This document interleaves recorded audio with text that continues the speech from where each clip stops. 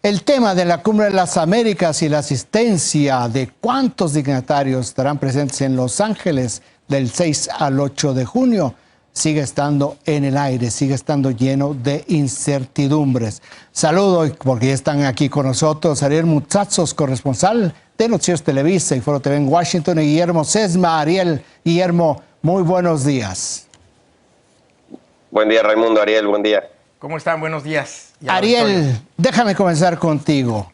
El miércoles pasado, el secretario de Relaciones Exteriores dijo, después de este encuentro virtual del presidente López Obrador con el consejero especial, uno de los organizadores de la Cumbre de las Américas, Christopher Dodd, que esperaban una respuesta a la propuesta del presidente de incluir a todos los presidentes ese mismo miércoles por la tarde o el jueves.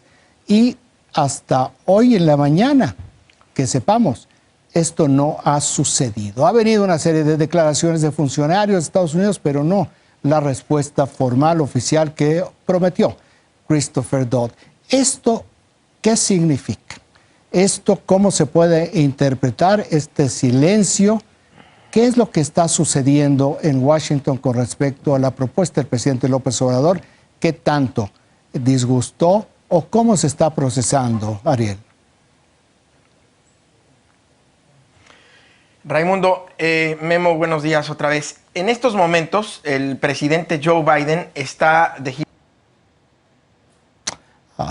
Funcionarios del hemisferio occidental están aprovechando la ausencia de Joe Biden física para poder enfriar, déjenme decirlo así, poder enfriar un poco la papa caliente, en la que México tuvo mucho que ver, porque echó a andar esta protesta o demanda de que Nicaragua, Venezuela y Cuba debían ser invitados a la cumbre, de la cual Estados Unidos es el anfitrión y de la cual decide Estados Unidos a quién invitar y a quién no, que va a dar inicio en Los Ángeles el próximo 6 de junio. Entonces, están aprovechando esta ausencia de Biden para enfriar, decíamos, esa papa caliente. El jueves no salieron a decir nada efectivamente, pero nos enteramos el viernes que el jueves salió el primer lote de invitaciones a la cumbre. No sabemos a qué países invitaron el jueves, sí sabemos que Cuba al menos no está entre ellos, y muy probablemente Venezuela y Nicaragua tampoco. Pero, ¿por qué digo que Cuba no está entre ellos? Bueno, porque ya hay suficientes reportes de prensa de un número suficiente de fuentes oficiales de alto nivel del gobierno de Biden como para poder asegurar con un nivel de certeza bastante alto que el presidente Joe Biden y su equipo están considerando invitar a Cuba, pero no hacerlo de manera, primero, no como miembro activo o no como miembro completo, no como invitado con derecho completo en la cumbre, sino solamente como observador. Y entonces no está, si esto es lo que determina al final el gobierno de Biden, no estarían invitando a esta cumbre a Cuba a través del Ministerio de Exteriores cubano, sino que estarían invitando a alguna persona, a algún funcionario del Ministerio de Exteriores cubano, de manera personal, para que venga a Los Ángeles a observar los trabajos de la cumbre. Por supuesto, no se espera que Cuba vaya a aceptar, ni mucho menos en esa categoría disminuida, por ponerlo de alguna forma, o en ese rol disminuido. Y de Venezuela y de Nicaragua, lo que se sabe y lo que me dicen mis fuentes, que me comentaron la semana pasada, y aquí lo comentamos, que no iba a haber una invitación hacia los tres, y hasta el momento eso es lo que, por lo que vemos, ha ocurrido, pues que no habrá una invitación a Nicaragua y Venezuela, ni siquiera como observadores. Están evaluando las cosas y hasta este momento es lo que hay, Raimundo. A ver, Guillermo, de manera política, de política interna.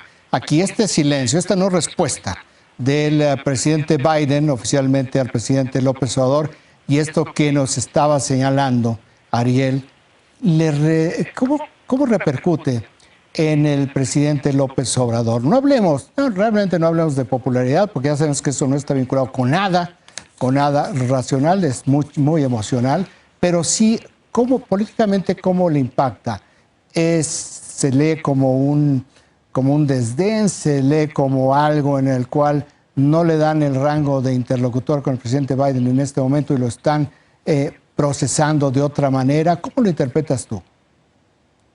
Bueno, Raimundo, Ariel, hay muchas lecturas. La primera lectura es que el gobierno de Estados Unidos está ganando tiempo para poder ejecutar, establecer, enlazar estas invitaciones o no invitaciones y procurarlas de alguna manera.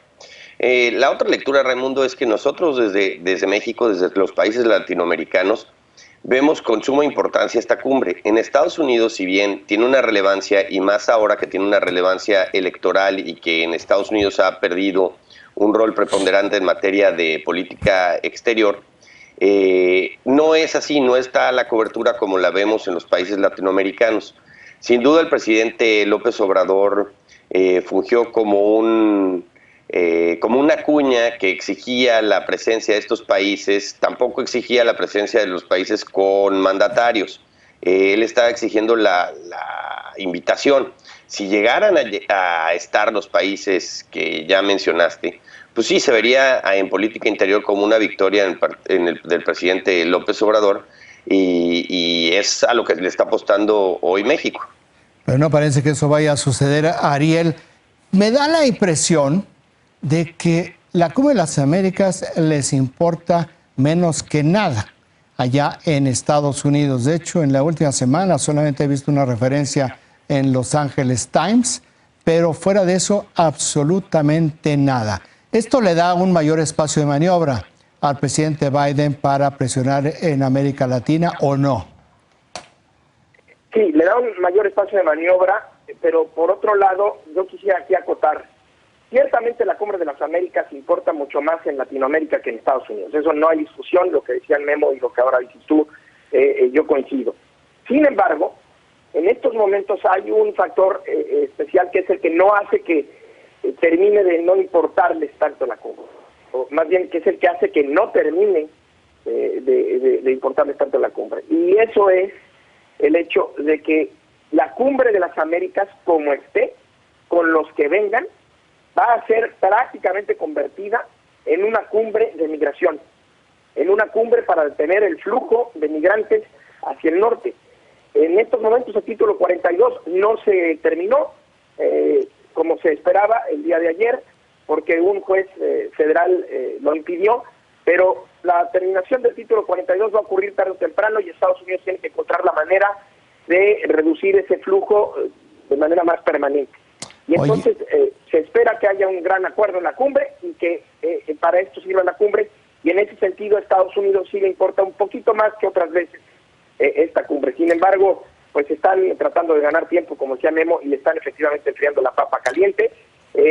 Una cosa más, rápidamente, la primera dama, ayer de visita por Latinoamérica, Panamá, si mal no recuerdo, pues dijo que ellos estaban muy confiados en que los países iban a asistir más o menos con la representación que cada uno eligiera, y mis fuentes me dicen eso, que ellos están confiados en que habrá representación suficiente para tener una cumbre al menos con la mayoría de los países de Latinoamérica y poder ir adelante en estas cuestiones migratorias, sobre todo, que por lo demás pueden ser negociadas de manera bilateral con cada uno de los países más relevantes para este flujo, Raimundo. Oye, Guillermo, si el énfasis es migración, pues entonces países que importan mucho son México, Honduras, El Salvador y Guatemala, que Guatemala ya dijo que no iría, pero México se vuelve en una parte vital. ¿Esto le cierra los espacios al presidente López Obrador?